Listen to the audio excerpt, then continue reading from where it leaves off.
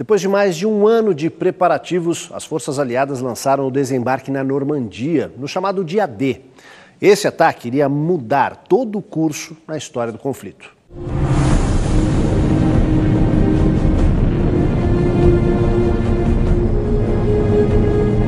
No dia 6 de junho de 1944, dezenas de milhares de soldados, a maioria norte-americanos, ingleses e canadenses, desembarcaram nas praias da Normandia, depois de cruzarem o Canal da Mancha. Em uma semana, o número já passava de 300 mil homens, e em um mês, 1 milhão de homens haviam cruzado o canal. Antes do desembarque, a Força Aérea Aliada bombardeou pesadamente as posições do exército alemão ao longo de todo o litoral norte da França. Mais de 1.000 aviões participaram desses ataques, que se estenderam pelas cidades francesas situadas além da costa, abrindo caminho para a invasão. Os combates foram duros e as perdas enormes para os dois lados. Só nas primeiras semanas, os aliados perderam mais de 100 mil homens, entre mortos e desaparecidos. As baixas no lado alemão passavam de 200 mil. De 6 de junho até a última semana de agosto, quando os aliados reconquistaram Paris, foram 2 meses e meio de luta intensa. Finalmente, no dia 25 de agosto de 1944, os alemães eram expulsos de Paris, após 4 anos de ocupação pelos nazistas.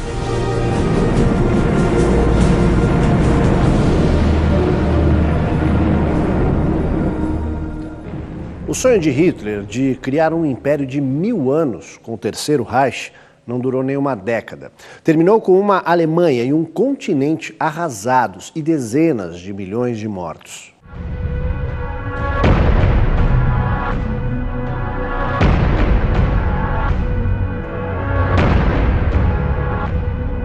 Em agosto de 1944, após a reconquista de Paris, boa parte do território francês, além da Bélgica, Luxemburgo, Holanda, na Europa Ocidental e mais alguns países do leste do continente, ainda permaneciam sob ocupação das tropas alemãs. Os combates iriam se estender pelo outono e inverno, e só no início do ano seguinte, as tropas alemãs recuaram para dentro de seu território, onde seria travada a batalha final. Em fevereiro, as tropas aliadas entraram em território alemão pelo sul. Na tentativa de apressar a rendição alemã, a Inglaterra lançou intensos bombardeios aéreos, arrasando cidades inteiras, como Dresden e Hamburgo. Em abril, os russos entraram pelo leste, em linha direta para Berlim. Em todas as frentes, a Alemanha oferecia uma feroz resistência, à custa de milhares de baixas. As tropas russas foram as primeiras a entrar em Berlim, e foram elas que deram o golpe final contra as forças alemãs. Hitler, que a princípio havia anunciado a intenção de transferir o governo para um refúgio nos Alpes, decidiu permanecer em seu bunker na capital. No dia 30 de abril, depois de almoçar com um grupo de auxiliares, o Führer se recolheu a seus aposentos particulares. Às 3h30 da tarde daquele dia, ouviu-se um tiro. A equipe entrou no quarto e, de acordo com alguns relatos, Hitler estava caído num sofá, com um revólver ao lado.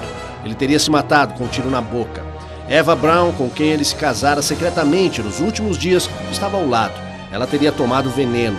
Os corpos nunca vistos ou fotografados teriam sido incinerados no pátio. O primeiro documento de rendição foi assinado pelo general alemão Alfred Jodl no dia 6 de maio, estabelecendo a cessação de todos os combates à meia-noite de 8 de maio de 1945. O mesmo documento foi ratificado pelo marechal de campo William Keitel, pondo fim oficialmente ao conflito.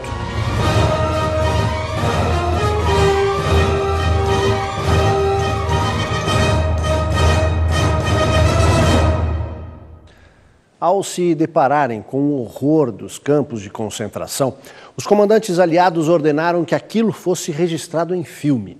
Além da importância do documento histórico, eles estavam convencidos de que o absurdo era tão grande que muitas pessoas poderiam não acreditar se não vissem as imagens. E o que fazia o diretor de cinema Alfred Hitchcock em meio àqueles escombros? A gente explica.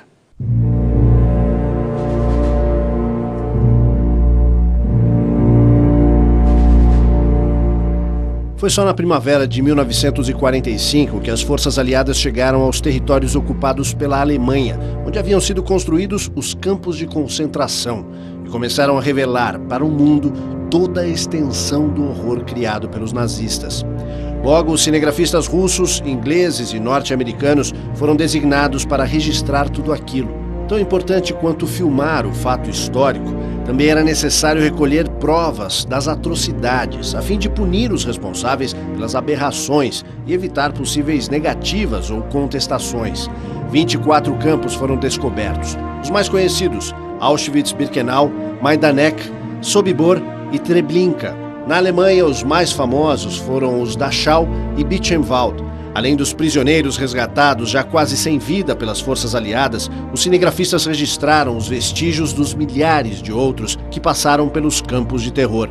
Assim que foi iniciado o trabalho de registro das imagens, os comandantes militares pediram ajuda ao cineasta Alfred Hitchcock, que deu 2 dicas preciosas. Era importante filmar em plano sequência, para derrubar as alegações de que tudo aquilo seria fruto de montagens. Hitchcock também recomendou que fossem incluídos detalhes das regiões e mapas para destruir eventuais alegações de que os campos ficariam longe das cidades e, por isso, o assunto era totalmente ignorado. Os documentários Memory of the Camps e The Night Will Fall acabaram se tornando documentos de fundamental importância. O Holocausto, que resultou na morte de mais de 6 milhões de judeus, foi o maior genocídio da história.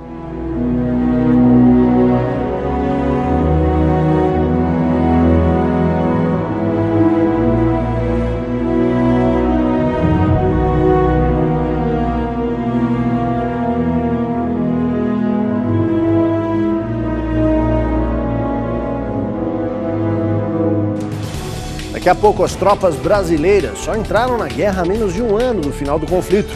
E mais, a arma poderosa que causou uma enorme tragédia e forçou o Japão a se render.